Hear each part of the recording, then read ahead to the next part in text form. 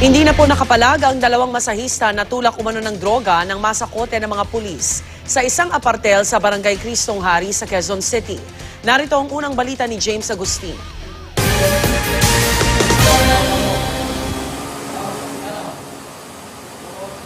Pumwesto ang pulis na nagpanggap na buyer sa labas ng kwarto ng isang apartel sa Barangay Cristong Hari, Quezon City kagabi. Makikitang may iniabot na 500 piso kapalit ng isang sachet ng umuni shabu.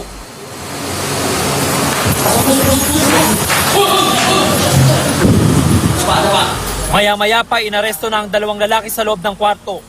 Nakuha ang bypass money sa bulsa ng pantalon ng isang sospek. Kita rin na nagkalat ang mga sachet ng droga sa lamesa.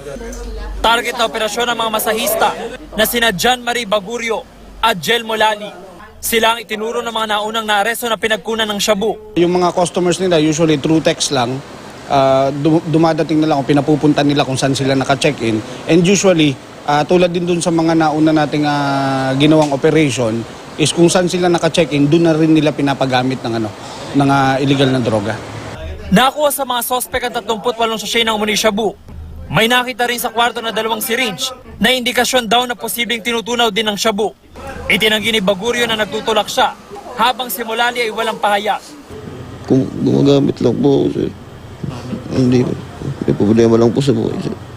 Ito ang unang balita sa Quezon City. James Agustin, reporting.